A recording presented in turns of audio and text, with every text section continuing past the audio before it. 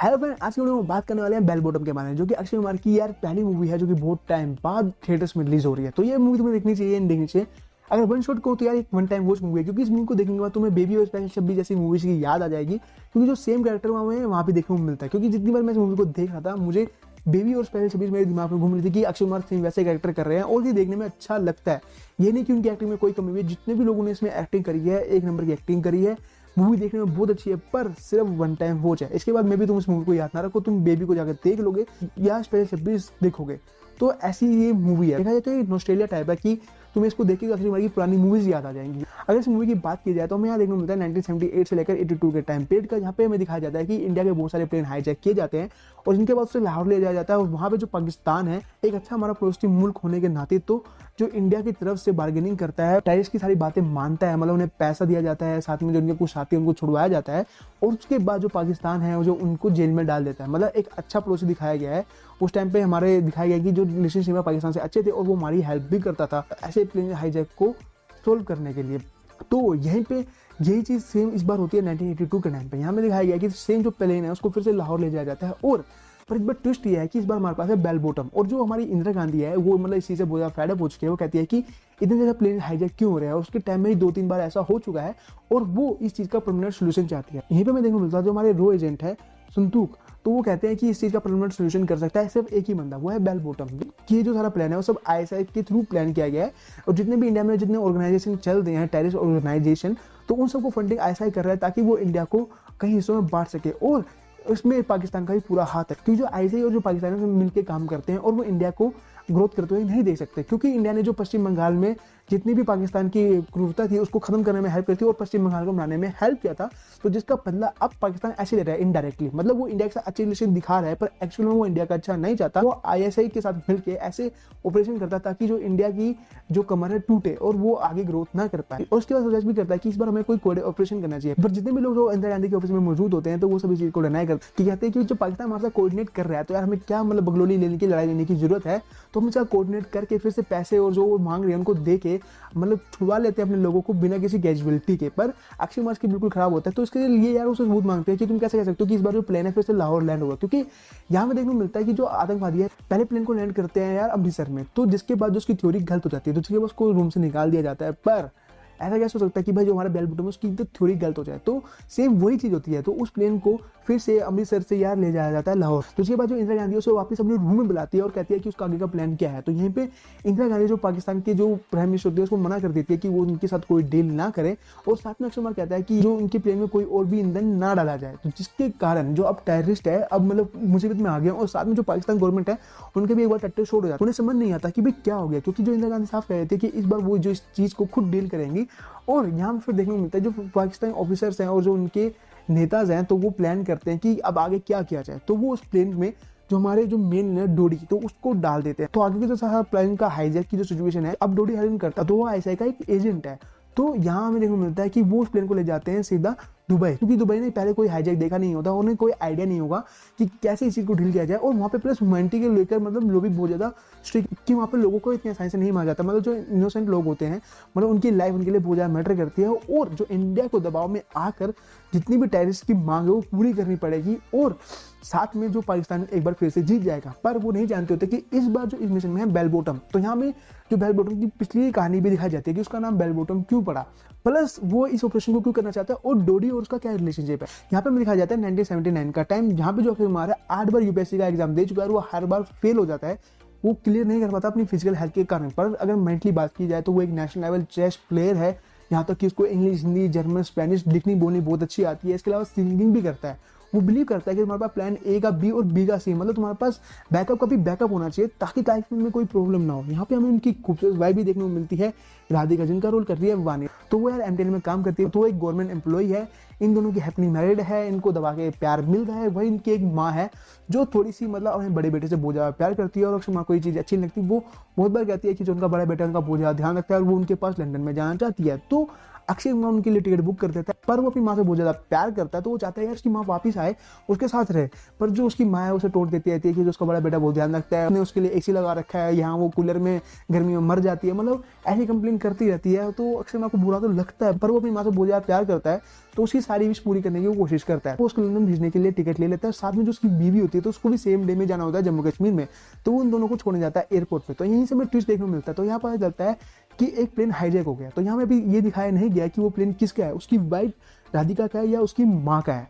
तो मुझे 90% श्योर था कि वो उसकी माँ का होगा, क्योंकि जितना उसका क्लोज रिलेशन दिखाया गया है उसकी माँ के साथ, तो मुझे उम्मीद नहीं थी। पर मुझे 10% डाउट था कि आप तो उसकी बीवी का भी हो सकता है, क्योंकि होता है यार, क्योंकि फिल्मों में थोड़ा बहुत ट्विस्ट दिखा देते हैं, और मेरे को लगा कि क्या तो उसकी वाइफ मर जाए, जिसके बाद मतलब वो इतना एग्रेसिव हो जाए। पर जो मेरी 90% वाली इंस्टिंक्ट्स थी वो सही निकली। तो उसकी माँ का प्लेन हाईजैक हो जाता है, जिसके बाद उस टाइम के जो प्रधानमंत्री होते हैं मोरारजी देसाई, तो वो सारी बातें मान लेते हैं टेररिस्ट के, और उन्हें पैसा और जो उनके जो साथी है उसके बदले जितने भी प्लेन के जो पैसेंजर्स हैं उन सबको छुड़वा लेते हैं, और उन सबको लाहौर से बाय ट्रेन लाया जाता है इंडिया में। तो अक्षय कुमार अपनी माँ को लेने भी जाता है, पर जैसे वो वहाँ जाता है तो उसे पता चलता है जो उसकी माँ है प्लेन में उसकी दम घुटने के कारण मतलब नेचुरल मौत हो गई है। तो जिसके कारण वो बहुत ज़्यादा उदास होता है। यहीं पे उसकी भाई की एंट्री भी होती है, तो उसकी माँ को मतलब जलाने को कहता है। तो यहाँ उसे पता चलता है उसके बड़े भाई के थ्रू कि उसकी माँ उससे बहुत ज़्यादा प्यार करती थी, मतलब जब भी वो लंदन आती है कहती थी जो उसका छोटा बेटा है उससे बहुत ज़्यादा प्यार करता है, उसे मतलब सराखों पे रखता है। तो उसके बाद अक्षय कुमार को एहसास होता है कि जो उसकी माँ उसके दोनों भाइयों को पूरा प्यार करती थी, और उस चीज़ के कारण वो बहुत ज़्यादा इमोशनल हो जाता है। इसके बाद हमें देखने को मिलता है वो अपने घर में उदास बैठा होता है, और वो उदासी में कहीं भास लगा जाता है। पर यहीं पे एक वैन आती है और उसे किडनैप कर लेती है। तो वो वैन किसी और की नहीं, संतूक की होती है, जो कि रो के एक एजेंट है। तो वो उसे किडनैप करके रो में ज्वाइन होने का मौका देते हैं। तो मारिन टेल ने तुम्हारा सजेशन दिया कि तुम रो के लिए एक बहुत अच्छे बंदे हो सकते हो, तो अगर तुम रो ज्वाइन करना चाहते हो तो तुम्हारे पास सुबह का टाइम है। पर इससे पहले वो दिखाता है उसे कुछ एविडेंस कि उसकी माँ की नेचुरल डेथ नहीं हुई। तो जो डोडी होता है जिसने उसकी माँ के प्लेन को हाईजैक किया होता है, तो उसकी माँ की तबीयत खराब हो जाती है प्लेन के अंदर, जिसके कारण वो दमे के लिए अपना पंप मांगती है, पर जो डोडी है उसको देने से मना कर देता है और उसके जो पीछे कैबिनेट में डाल देता है, और साथ में उसके ऊपर बहुत सारे कंबल डालता है और उसको जबरदस्ती सोने को मजबूर करता है, तो जिसके चलते उसकी माँ की दम घुटने के कारण मौत जाती है। तो ये सुनकर जो है अक्षय कुमार बहुत ज्यादा और इमोशनल हो जाते हैं। और जब सुबह में कॉल आता है संतूक का, तो वो उस ऑफर को ले लेते हैं और वो रो को ज्वाइन कर लेते हैं। वहीं वो अपनी वाइफ को बताते हैं कि उनका यूपीएससी क्लियर हो गया है। तो यहाँ हमें दिखाया गया है कि कैसे वो रो को ज्वाइन करते हैं, चेस्ट प्लेइंग करते हैं और कैसे उनकी ट्रेनिंग होती है।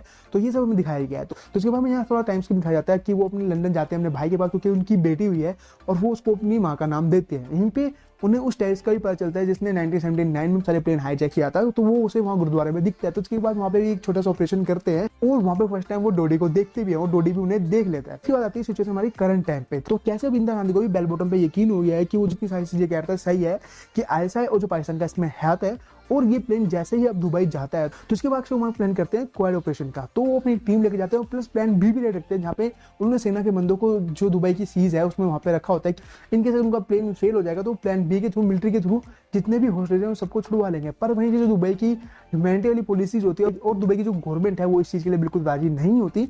तो ये हमें देखने को मिलता है कि कैसे अक्षय कुमार जितने भी पैसेंजर को छुड़ाते हैं और साथ में और जो टेररिस्ट को उसको कैसे पकड़ते हैं। यहीं पे जो हमें MI6 की एजेंट दिखाई गई है और वो इंडिया का साथ दे रही है। पर यहाँ पे ट्विस्ट एंड टर्न्स हैं। जो एक्चुअल में जो होमवर्क रेसी है वो पाकिस्तान के साथ है, वो पाकिस्तान को सारी बातें बताती है और अक्षय कुमार इस चीज़ को भी पकड़ लेते हैं। और ये सीन देखने में बहुत बढ़िया, बहुत ही अनप्रेडिक्टेबल था। मुझे नहीं लगा था कि ऐसा होगा। तो ये बहुत से लूप देखने मिलेंगे इस मूवी के अंदर, बहुत सी एडवेंचर और इंटरेस्टिंग थिंग देखने को मिलेगी इस मूवी के अंदर, क्योंकि कुछ पल ऐसे हैं जो कि इमेजिन नहीं किए जाते और एकदम तुम्हें शो कर देते। तो वैसी चीज़ तुम्हें इसके अंदर देखने को मिलने वाली हैं। और यहीं पे हमें देखने को मिलता है कि जो उनकी वाइफ है वानी, तो यहाँ पे एक उनका बहुत बड़ा सीक्रेट है भाई।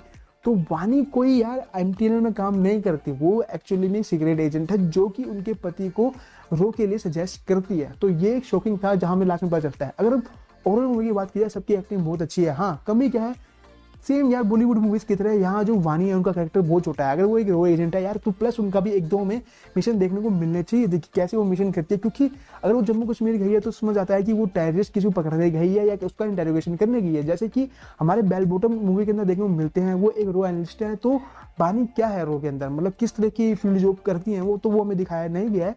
तो मुझे तो वो थोड़ा डिसअपॉइंटिंग लगा। साथ में जो होमवर्क रेसी का रोल है वो बहुत छोटा सा है।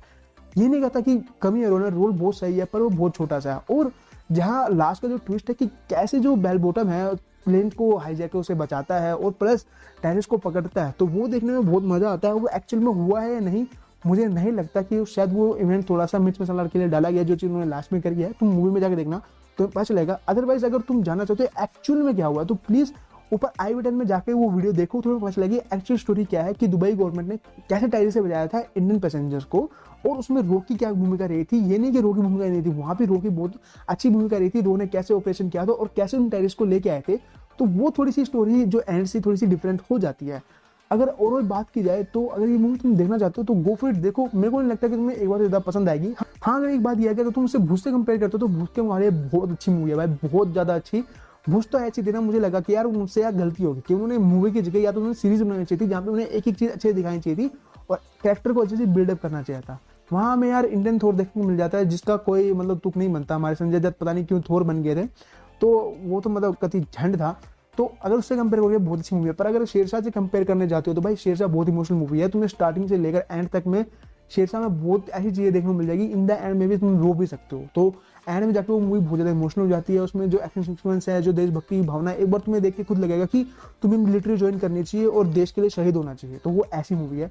वहीं अक्षय कुमार को देख के यार तुम्हें फील आता है कि यार इससे अच्छा एजेंट कोई हो नहीं सकता, चाहे बेबी हो, चाहे स्पेशल 26 हो, चाहे बेल बॉटम हो। पर शेरशाह के मुकाबले ये तुम्हें इमोशनली उतना अटैच नहीं कर पाती। और मुझे यार यहाँ ना एक थ्योरी और भी है। तो यहाँ में देखने को मिलता है जो उनकी पत्नी है राधिका, एक एजेंट है। तो मुझे लगता है कि 8 बार जो यूपीएससी उस भाई ने दिया था हमारे बेल बॉटम ने, उसे फेल होने में राधिका का हाथ भी है। क्योंकि उसकी पत्नी मेरे ख्याल से नहीं चाहती थी कि जो उसका पति है यूपीएससी क्लियर करके गवर्नमेंट जॉब करे, क्योंकि वो अपनी लाइफ से बहुत ज्यादा खुश थी। क्योंकि वो भी एक रो एजेंट है, उसे पता है कि एक एजेंट की लाइफ कैसी होती है, कितनी डार्क और कितनी अच्छी, वो उसे पता है उसके दोनों लूपहोल। तो वो इसलिए नहीं चाहती थी कि उसका पति किसी भी हाल में यूपीएससी का टेस्ट क्लियर करे, और वो रो के थ्रू उसके जितने भी बार भी टेस्ट हो रहे थे वो उसे फेल करवा रही थी।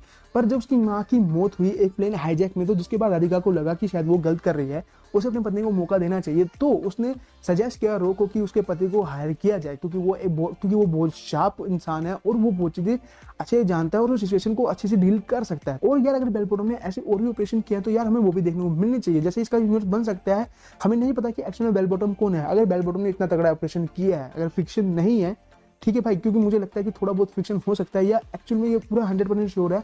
तो यार मैं जानना चाहता हूँ कि बेल बॉटम ने इंडिया को सेव करने के लिए ऐसे बहुत से और कौन से ऑपरेशन किया, क्योंकि यार इतना जीनियस इंसान एक प्लेन हाईजैक को रोक के शांत तो नहीं बैठ सकता, इसने आगे भी बहुत कुछ किया होगा। तो आई होप सो हमें कभी शायद बेल बॉटम की और भी इंटरेस्टिंग अमेजिंग स्टोरी देखने को मिले। तो तुम्हें क्या लगता है यार? तो अपने व्यूज नीचे कमेंट में बॉक्स में लिख के मुझे जरूर बताना। तो यार मैं वेट करूंगा कि तुम्हें क्या लगी ये मूवी, और जो मेरी थ्योरी है राधिका के बारे में, तो उसको लेकर भी तुम्हें क्या व्यूज है तो वो भी नीचे कमेंट बॉक्स में लिख के बताओ यार। तो इस नोट पे यार इस वीडियो को यहीं पे कंप्लीट करते हैं। तो यार मैं इतना कहना चाहूँगा, अगर तुमने मुझे इंस्टाग्राम में फॉलो नहीं किया तो यार वहाँ पे जाके फॉलो कर लो, क्योंकि वहाँ पे तुम्हारे इंटरेस्टिंग कंटेंट आता रहता है। और प्लस अगर तुम चैनल पर फर्स्ट टाइम आए हो तो चैनल को भी सब्सक्राइब कर लो और be a part of this family, क्योंकि ऐसे इंटरेस्टिंग वीडियो तुम्हारे लिए आते रहते हैं। और यार इस वीडियो को लाइक और शेयर भी कर देना, ताकि जो फ्रेंड्स है वो भी जान सके कि तुम्हें बेल बॉटम में क्या देखने को मिलने वाला है और वो क्या एक्सपेक्ट कर रहे हैं। तो जितना मैंने बताया है इस मूवी को देखने में तुम्हें इससे ज़्यादा मजा आएगा, और मजा आएगा। क्योंकि अक्षय कुमार का डाई हार्ड फैन हो तो यार कह नहीं सकते, क्योंकि मेरा एक बेस्ट फ्रेंड है यार, वो मतलब अक्षय कुमार का डाई हार्ड फैन है। वो अक्षय कुमार कोई मूवी करे वो जरूर देख के आता है। इस चक्कर में मैंने अक्षय कुमार की 5-6 मूवी देख डाली होगी। और ये मूवी मतलब प्रॉपर यहाँ पर रिलीज हो रही होती है तो वो मुझे पक्का थिएटर ले जाके जबरदस्ती मूवी दिखवाई देता है एक बार, क्योंकि अक्षय कुमार की वो कोई मूवी छोड़ता नहीं है। तो ये मूवी मैंने यार बाहर जाके देखी है। तो मिलते हैं नेक्स्ट वीडियो में फ्रेंड्स, एंड बाय।